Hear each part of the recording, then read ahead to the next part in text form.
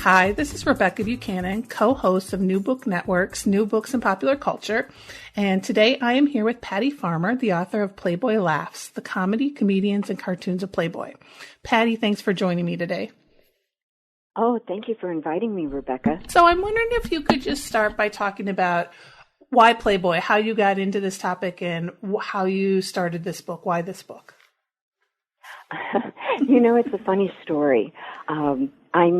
If you had asked me 5 years ago about Playboy, the immediate picture I would have of Playboy is what most people have. Immediately you think of centerfolds and bunnies. But in writing another book, which was about an old-time New York nightclub, I interviewed a lot of people like Patti Page and Diane Carroll and Jack Jones and on and on.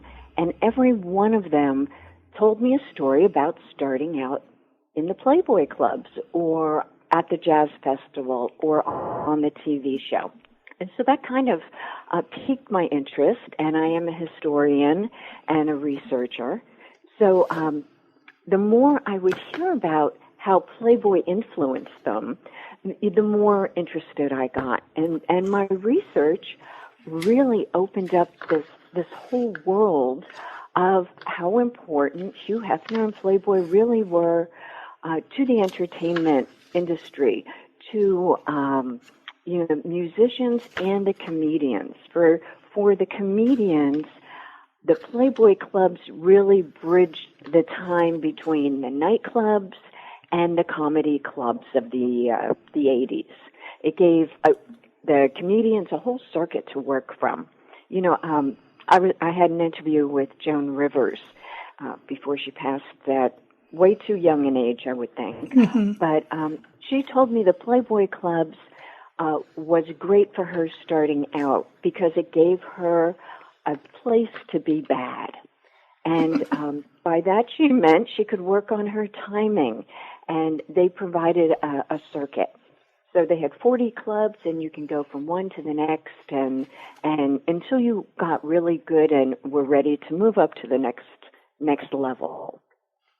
And so you divide your book into sort of two parts. You talk about, you've started to talk about the schmoozers, right? The clubs, and then the art of Playboy. So let's start with the Playboy and the comedy clubs. And yeah, reading your book was really interesting to me because I also didn't know the huge history of how Playboy sort of, move beyond just a newspaper or a magazine, I guess I should say, not newspaper, but move beyond a magazine. And so can you talk a little bit, you start out by talking about sort of comedy and stand-up comedy and sort of the history and place of stand-up. So could you talk a little bit about those beginnings as well of comedy and stand-up? Definitely. And I have to add on to what you just said. It was a magazine, but an unusual magazine, right? It was a magazine for men. So to have this big appreciation of culture and comedy and the arts, I found really fascinating. And the way I started the Playboy comedy story was to go back a little bit to vaudeville and burlesque. Those were really the roots of comedy in the U.S., and they weren't always pretty, definitely segregated. Child labor laws hadn't been enforced yet. And I have to take a little break and just explain to your listeners that the way I write is I do the history, I do all the research, and then I go to the performers themselves. I think it's more interesting to let them tell their story. So it's a lot of oral history in here. And different comedians told me about working in those early days, working in the circus. Who was it? Jackie Curtis told me he worked from the time he was 6 in the circus and in burlesque. And, it was just, it was, if you were in the audience, it was a funny time, but if you lived through it, I don't think it was so great. Burlesque, was, mainly girls. The men came. Sometimes they brought a wife or a date, but there were a lot of strip teases in between. Not in between. The strip teases were the main act, and you had comedians keeping the audience in their seats for the next act, which I thought was interesting. Mm-hmm. And I think it was Bill Marks, son of Harpo, who was kind enough to educate me on that. And he told me that in between the acts you'd have a comedian come out and shoot like a one-liner. It was really the beginning of stand-up. And then the girls would come. But from there, it progressed to the opposite of burlesque. The nightclubs came into being, and you had places where the comedians, started appearing in tuxedos, and they were the headliners.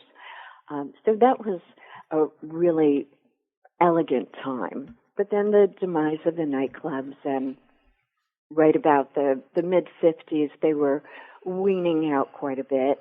And along comes Playboy and Hugh Hefner and his Playboy clubs.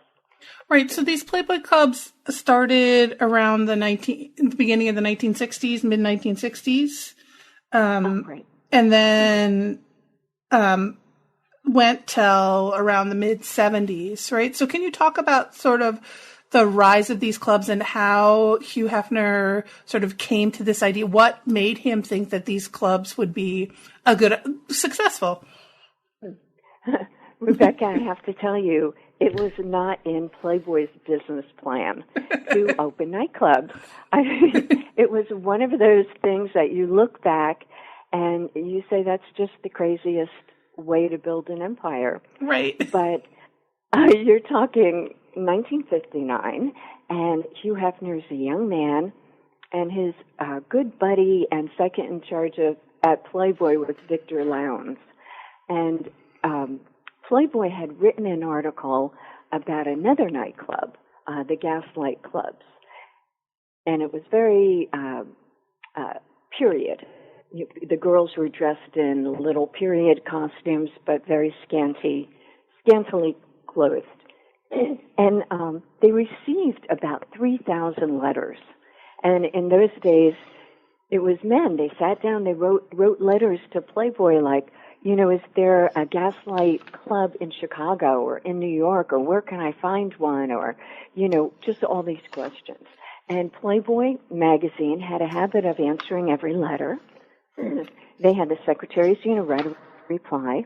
And so Victor Lowndes one day went into Hef's office and said, how do you want to handle this, Hef? I have all these letters, and I really will need to hire a couple more secretaries to answer them if you want us to answer all these. So Hef thought about it, and almost at the same time, they said, why are we promoting somebody else's club? Wouldn't it be great if we could open a club of our own? And again, you have to picture, these are two kids in their 20s, Hef with his soda and Victor with whatever he was drinking.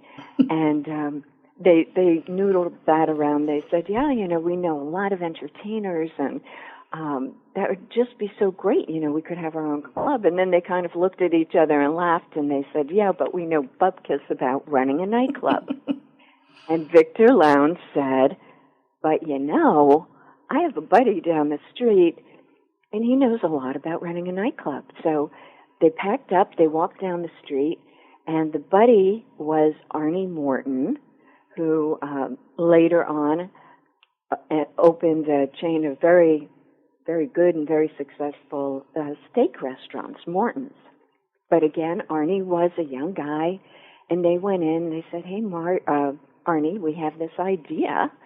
And Arnie says, piece of cake. I can take care of the food and beverage. You guys take care of the entertainment and the girls. And that's how it was born. They each actually threw in money to do this. They each put in $10,000. Hugh Hefner bought a share for Playboy Company and a share for himself personally.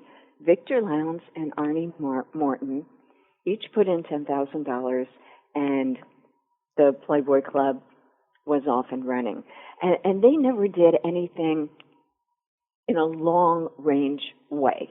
They decided the next day they were looking for a building and getting it worked up, and February 1960 they opened in Chicago and were just a runaway success and a big change on the culture.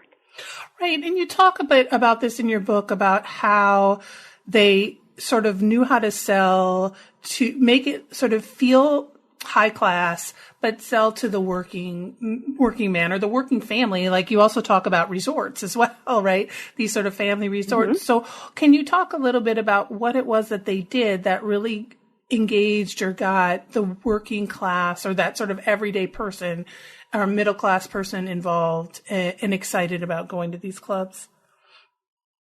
In my opinion, it was brilliant because they made it a members-only club, but it was not expensive. And anyone who could fill out an application and had $20 to apply could become a member. But psychologically, it made people feel like they belonged to the swankiest club in the world. And it really became a culture thing. One of the comedians, Dick Gregory, told me, he said, you looked for any excuse at all to show your Playboy a card or Playboy key. Like you go to get your cleaning and you go, oh, that's my Playboy club key. I'm sorry, I didn't mean to give that to you, because it became so iconic. Even Ian Fleming, who, it's another story, he was a great friend of Hugh Hefner because of the magazine, because he wrote for the magazine. But even Ian Fleming had James Bond in Diamonds Are Forever in the movie. He opens his wallet, and next to his license to kill is his Playboy club card. I mean, it became, the working man could become James Bond. That was the feeling. And it was still a very, very Disney-like club. And Newsweek did actually come up with the phrase that they said it was Disneyland for adults. And by that, I meant it was unlike anything people had ever seen. They had great entertainment. They had jazz, because Hef loved jazz, and they had comedians, and many times more than one comedian. But they had to keep it clean. Hugh Hefner wanted family, and wives.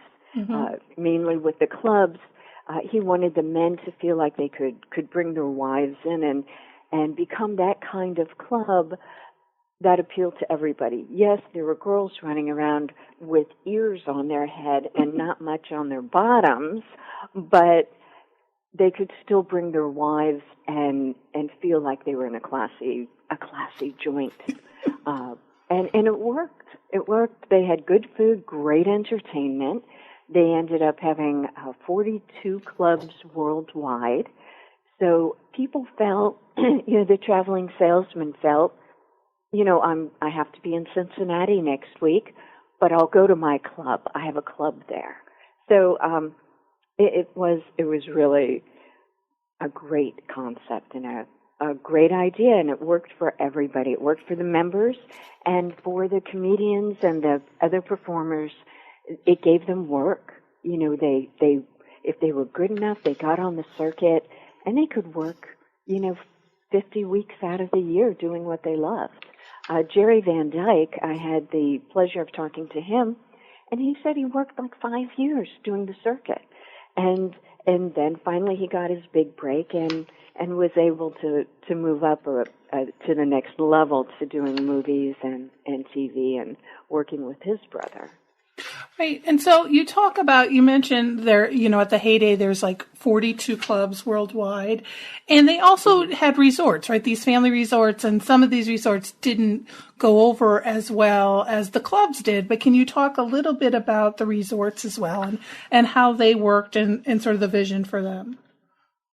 Yeah. It was, in theory, it was a great idea.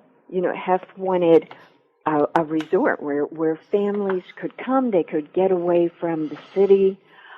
He opened the first one in Chicago, and it was in the suburbs of Chicago, like Geneva. And he spent so much money. You know, they had the ski lifts.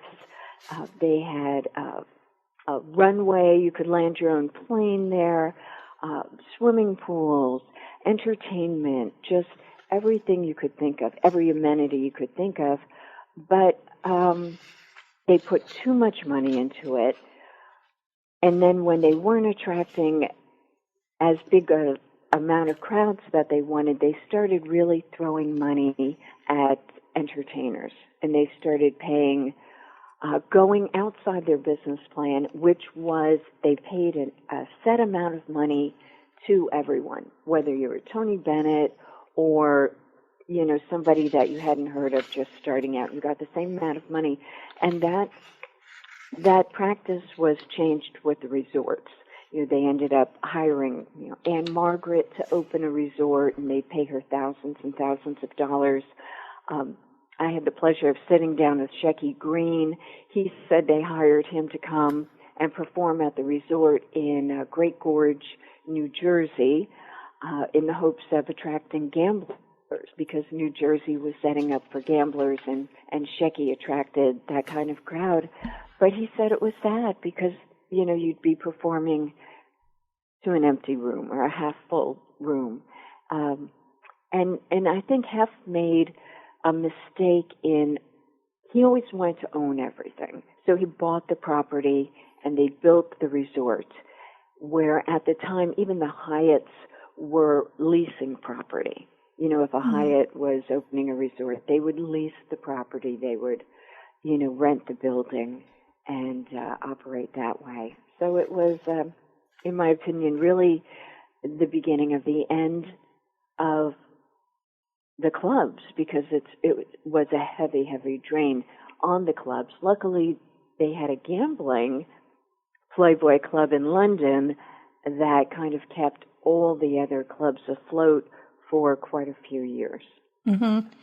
And so you sort of set us up with the clubs and the resorts, and you talk to the comedians, right? And you talk about sort of the comedians and their experiences. And one of the things, we can talk about a lot of the different stories, but one of the things I found really interesting is how Playboy sort of challenged, especially during the early 60s, the divide between African American and white comedians and sort of racial blending and allowing comedians just sort of to play anywhere. So can you talk a little bit about how Hugh Hefner and how Playboy sort of pushed at that color barrier? That was huge.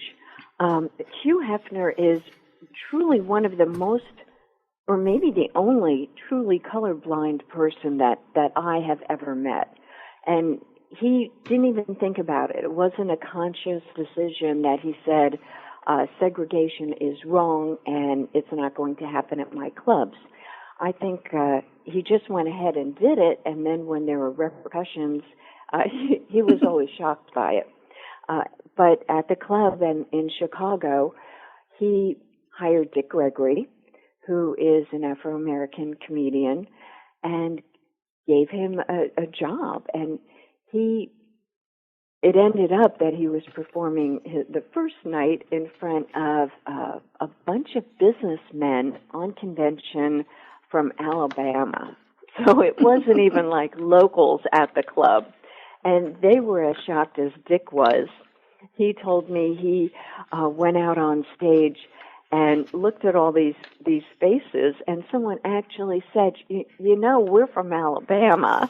And, you know, Dick made a joke and said, yeah, you know, I spent a lot of time there one night, and just had them in the palm of his hands, and it was a very memorable night. The shows typically go on for an hour, and you do 2 or 3 shows a night, depending on the club. Well, Dick went on at 8 o'clock, and about 11 o'clock, you know, he was still on. You know, the guys wouldn't let him get off, and he was having fun. As long as a comedian has an audience, you can't get him off the stage. And about 11:30, Victor Lowndes goes over to the mansion where Hefner lived and said, you have to come with me. You have to see something going on at the club. And they were still, going on about 1 o'clock. So it was just phenomenal that it was going on. And it just worked out one night.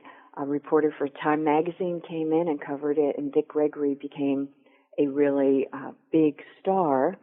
And he just got a star on the Walk of Fame last year, or maybe the year before.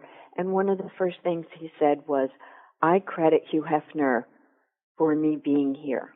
He broke the color barrier, allowing me to be on stage. But Hef did that in almost all his mediums. The TV show, he had one night, he had Nat King Cole, who was at the pinnacle of his career.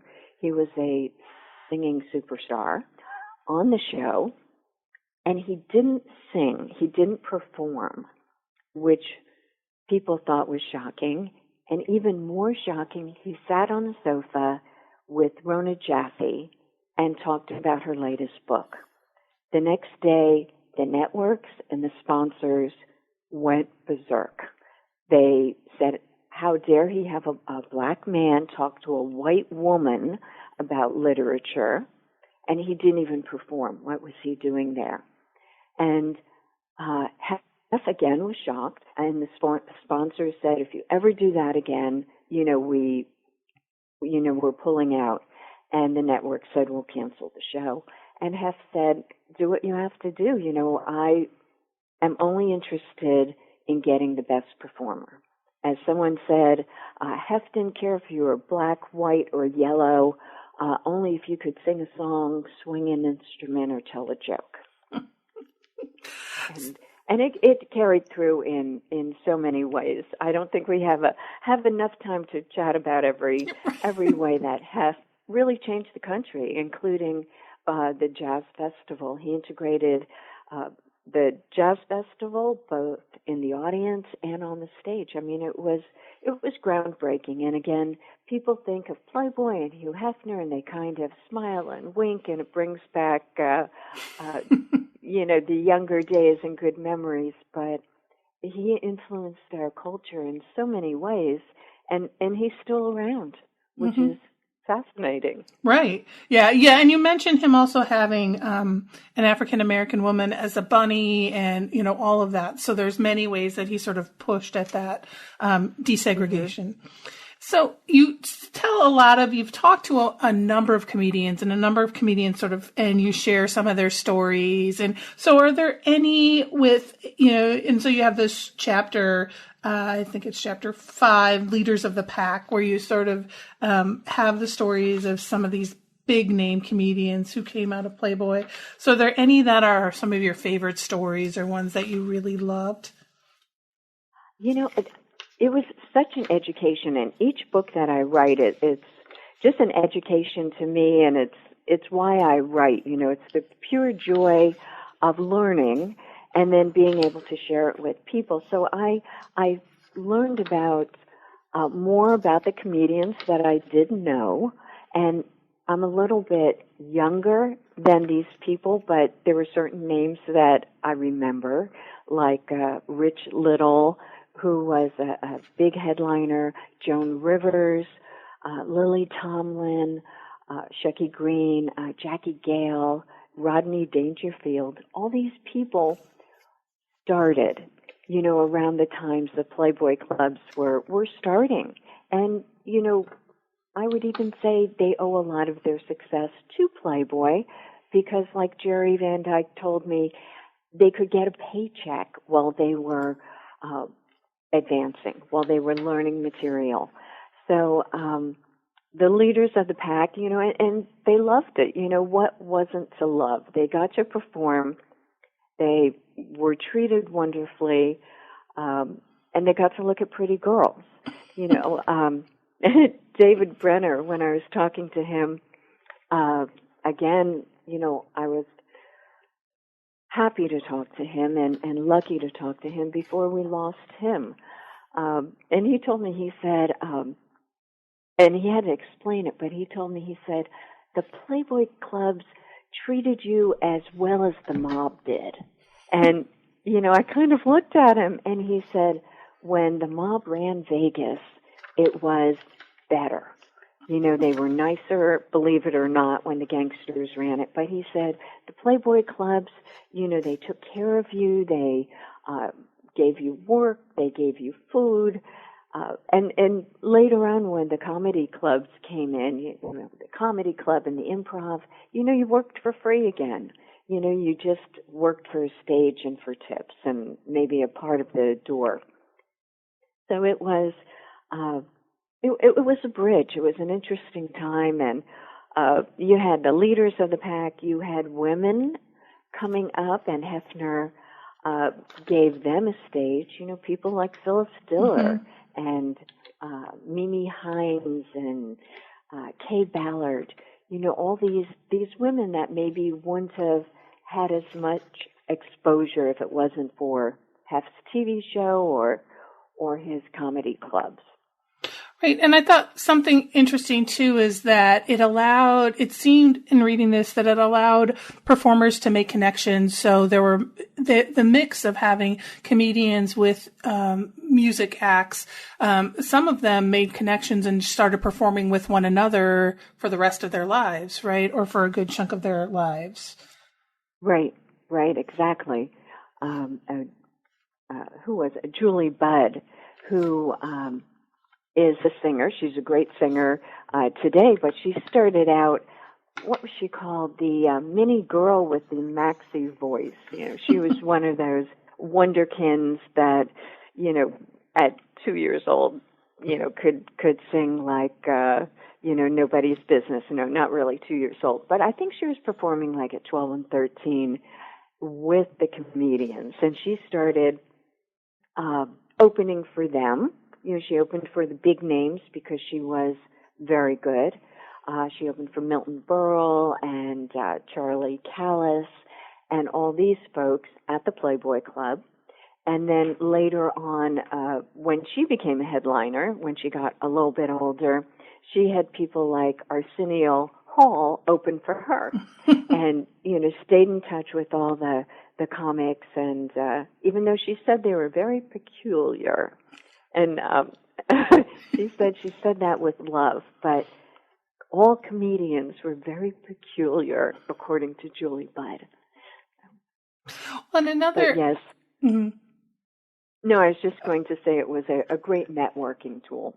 Right. And another thing that we talked a little bit about, sort of the race barrier that Hugh Hefner pushed against, but you talk about Lenny Bruce a bit and how he sort of supported Lenny Bruce, even when Lenny Bruce was, could have very much was getting arrested often for obscenity. And so even though he wanted this family club, he was very supportive of these comedians. So can you talk a little bit about sort of Lenny Bruce and how he was sort of got that start in Playboy and how Hugh Hefner helped him out a little? Yes. Lenny was on a remarkable episode. If you can ever YouTube it or get your hands on it, it's well worth it. It's an episode of Playboy's Penthouse, and it was a great show with Lenny Bruce. That was his introduction. And I think Hef liked Lenny personally, but he also believed in what he stood for. Hef believed in freedom of speech, even though he didn't showcase that at his club. It was like a fine line. So he believed everybody should be able to say what they want and believe in what they want. But, when George Carlin started doing the 7 words you can't say on TV, he wasn't allowed to perform at Hef's clubs anymore. So it was that way with Lenny. And I think Lenny was one of those brilliant people that you had to try to save him from himself. He was his own worst enemy. And Hef, when he couldn't allow him to perform at the Playboy clubs anymore, he supported him financially. He sent lawyers to plead his case every time Lenny, not every time, but many times when Lenny got arrested for obscenity. Hef really backed him up and tried his best to save him, and unfortunately he couldn't. Nobody could save Lenny Bruce. He was just one of those destructive geniuses.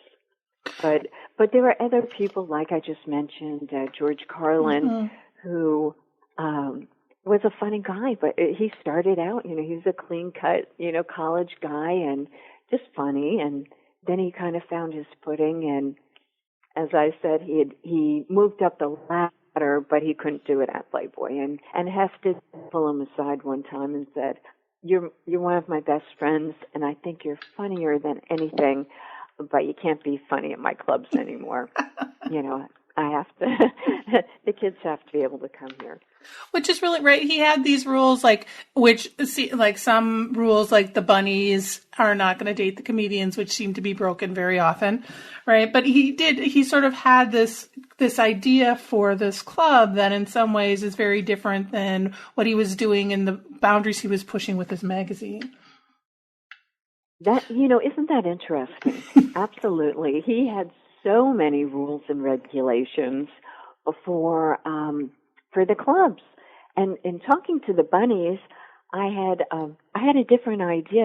I had said to a number of them, I said, wasn't it tough, with all these, rules? You had to stand like this. And I mean, they had a rule for how to put on your stockings. They had a procedure for everything. And I said, it wasn't that hard, wasn't that pressure to live up to all these rules? And they said, it was great. They said, we knew exactly what to do, and we were given lines to get out of any situation. We weren't allowed to give our last names to customers, and if a customer tried to engage us too long, another bunny was supposed to come over. We were always supposed to be conscious of each other and come over, and they had a line to gently get that bunny away from that customer. I mean, it was rules and regulations for everything. And for the performers, they weren't allowed to curse. They weren't allowed to be too blue. But interestingly enough, what we today consider politically incorrect would be just fine. You could be as politically incorrect as you wanted, but you couldn't be dirty. Right. And, yeah. And it was and you had to be clean cut. You had to wear a suit and tie. And with a lot of the younger comedians coming on the scene in the 70s, like Jimmy Walker, he said, I loved working the Playboy clubs because I got a check. He said, but, I had to put a suit and tie on every day. And, that was torture. So it's funny. And they got rated by the managers, right? The managers would sort of give them a grade. And if they didn't make the grade, they weren't going to make the cut. Right. They might have been put on suspension from the circuit, because they were maintaining a certain quality. They didn't want to be known as just having terrible entertainment, because they were known really as the opposite. They had, on the musician side, you had people like Al Jarreau and Tony Bennett and all these wonderful singers and musicians. And the comic side, you had people like Tom Dreesen and, all the big names, and really funny unknown names that became household names. So, they did keep control of the content. Right. And so it was like, and reading this, it was really interesting to see all the comedians who sort of got their start in Playboy. And then you move from sort of the clubs and that heyday to also thinking about Playboy and Playboy cartoons, which have been eliminated from Playboy, which is something you bring up as well. But can you talk a little bit, sort of your second part, right? The last half of your book is about being funny on paper and the cartoons. So can you talk a little bit about those cartoons and how Playboy sort of brought in cartoons? Rebekah, I have to tell you, as much as I loved writing about the comedians and meeting with the comedians, I adored the cartoons. I had no idea what cartoonists were like. I thought they were just, people that scribbled, funny things and good gag lines. It was a real education for me because I didn't know cartoons. To do the research, that's always the starting point.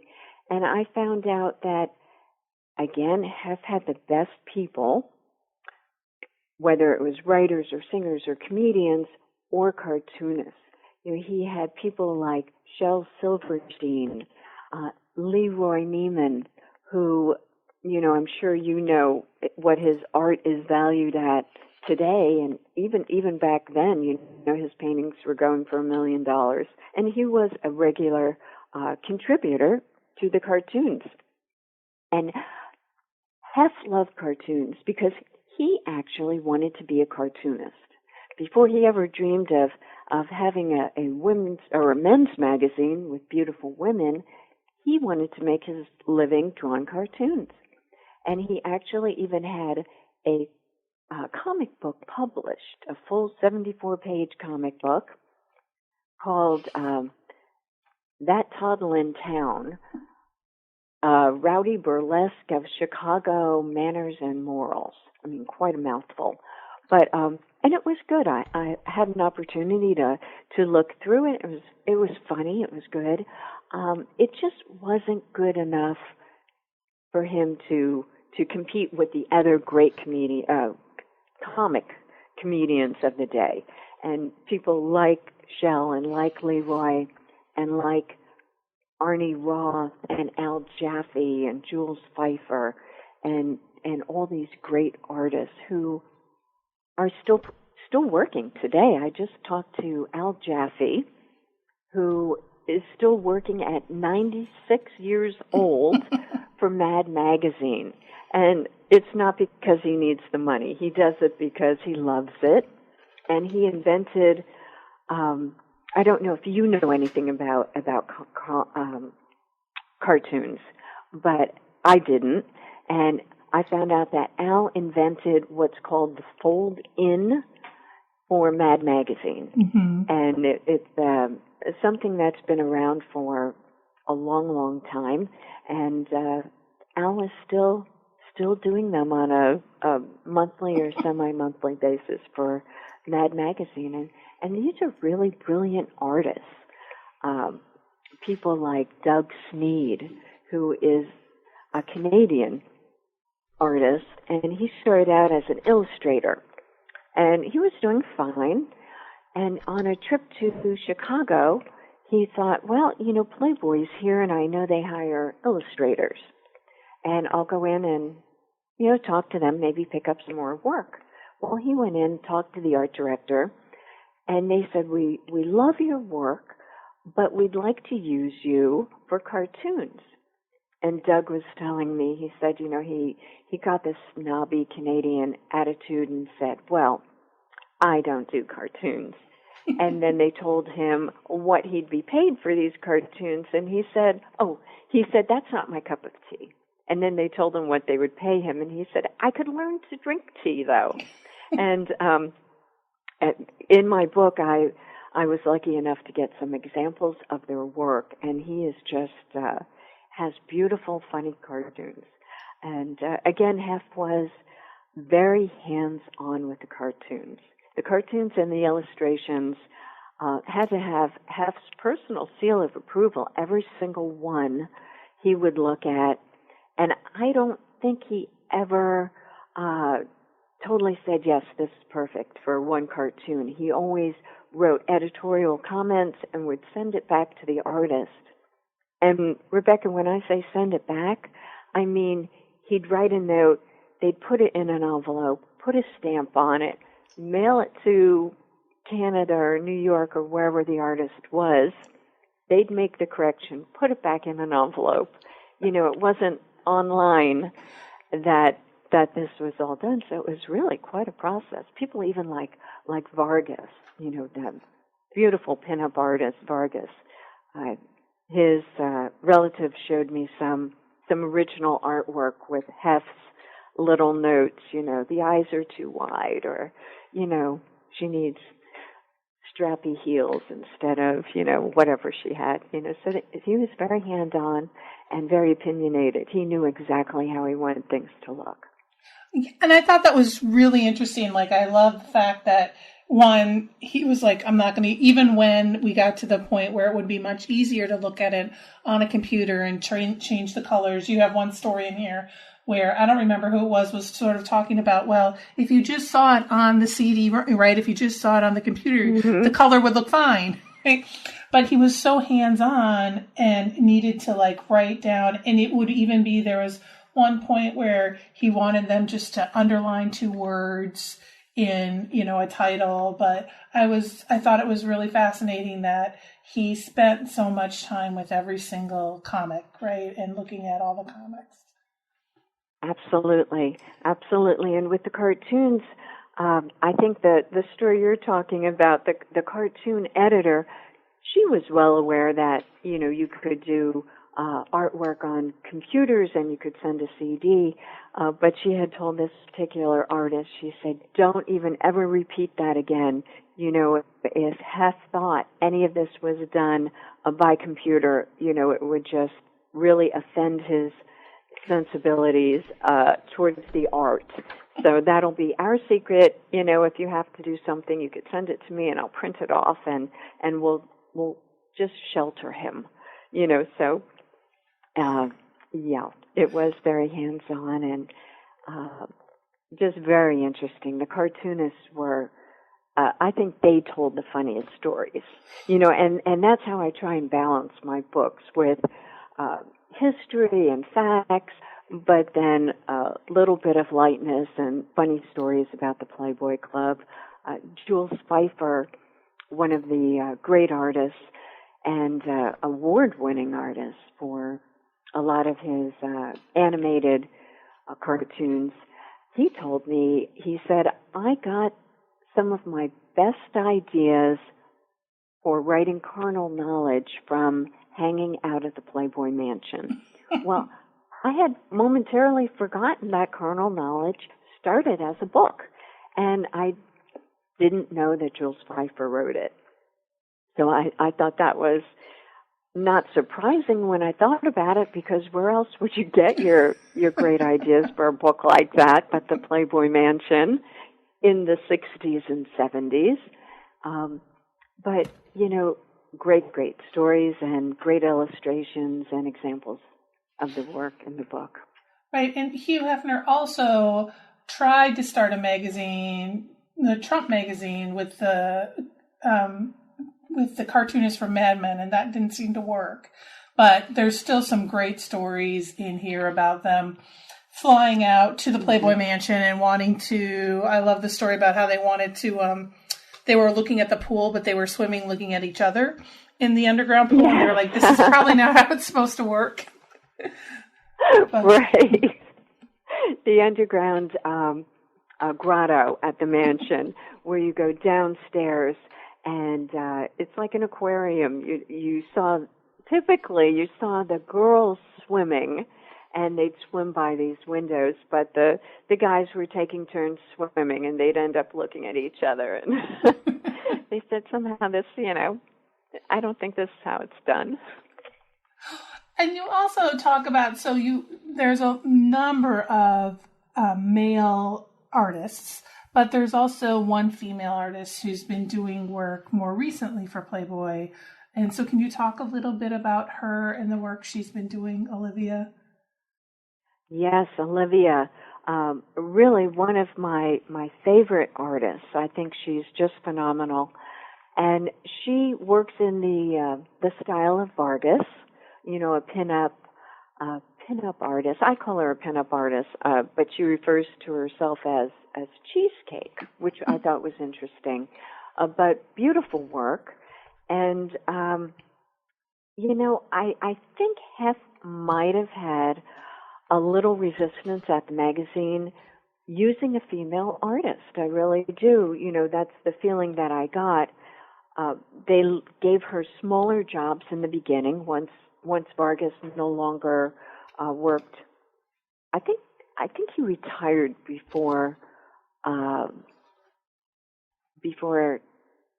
I think he stopped working before he passed away, but it could be he passed away while he was working. I forget. I'm sorry. But anyway, Olivia took over in that same genre, and just beautiful, beautiful work. But her background was kind of unique. You know, a woman. She studied fine arts in New York. Upon graduating, she couldn't, or maybe she didn't even graduate. I don't know, remember, but she couldn't find work. You know, fine arts. So, in order to get a paycheck, she started going around to the men's magazines and drawing for them. And she has quite a few tales about even the higher echelon men's magazines like Hustler and Larry Flint and Bob Guccione from Penthouse. She was in the thicket of all of their heydays and working for them. And very unique having a woman artist and a strong woman artist working with men for an ultimate male consumer. Right. So you end your book just with a little bit about Hugh and sort of why Hugh Hefner is really important and how he sort of has created, and some of what you've been talking about all along, how he started out and wanted to be a comedian, but how he sort of built not only this, he built a space where that really influenced the ways in which we sort of see popular culture and a cultural shift. And so I don't know if there's anything you want to add about that we haven't talked about sort of the legacy of Hugh Hefner and the legacy of Playboy. You know, I just think Hugh Hefner, it was a learning experience for me. And I have one book that's already been out for 2 years, and it was still a learning experience and a memory jogger to remember and learn how important Hugh Hefner really was to the changing culture of many decades. You know, the 50s, 60s, and 70s, they were pivotal points in our society. And through his magazine, he championed a lot of progressive ideas. He gets a bad rep from the women's movement, but yet through his magazine, he was very pro-choice when that was not a popular issue and it wasn't a expressed idea, you know, and for a major magazine to take that on. He was pro-choice. He was, when the pill was being debated, he was very much for birth control and women's rights to control their own bodies, their own reproductive rights, freedom of speech rights. We spoke about that. So he really did help advance the culture in that way. Segregation and desegregation. I spoke to many people who worked during those times, and they all credit Hef with being advancing that. So he really, again, doesn't get credit for a lot of those cultural things, but also for a lot of his business decisions. People seem to think, you know, he just got lucky. Where he was, or is, we still have him with us, he's a certifiable genius. His IQ is way up there. And a lot of his business practices, he came up and started using franchising as a business concept before, you know, every other company did a franchise business model. He also branded before President Trump ever thought about slapping the Trump name on a building. Hugh Hefner had perfected the idea of branding. So just many practices, business practices, that were directly Hugh Hefner's ideas. Cross-marketing, the magazine promoted the clubs promoted the magazine. Sounds like a simple idea today, but back then it was unique and novel idea. So I really think Hugh Hefner has a big part of advancing our culture and changing our culture. Mm-hmm. So we've been talking a while, so just one last question. Is there anything you're working on right now, or do you have anything else coming out that you want to just talk about for a minute? I have Playboy Laughs coming out, and at the same time, I have another book coming out that's totally different. It's a coffee table book about movies that were made at the Plaza Hotel in New York. And again, it's another cultural book, but it's a photo album. You know, pictures like Alfred Hitchcock's North by Northwest, The Great Gatsby, all the way up to The Way We Were and Bride Wars. For any movie buffs, it's a great history and a beautiful photography. And it's called Starring the Plaza. Robert Redford did 3 movies at the Plaza, and just many. It's the go-to place for a lot of filming and TV shows. The Sopranos filmed there. You know, of course, Neil Simon had Plaza Suites, and that is available at the same time. Oh, fabulous. Well, it's been absolutely wonderful talking to you. And I agree, like, reading this, learning so much more about the various ways in which Hugh Hefner impacted and made an influence on our culture is really fascinating, especially with comedy and his role in comedy that you really don't associate him with, I think, a lot. So thank you again, Patty. This is Patty Farmer, the author of Playboy Laughs, the comedy, comedians, and cartoons of Playboy. Thank you so much, Rebekah. It was wonderful spending time with you.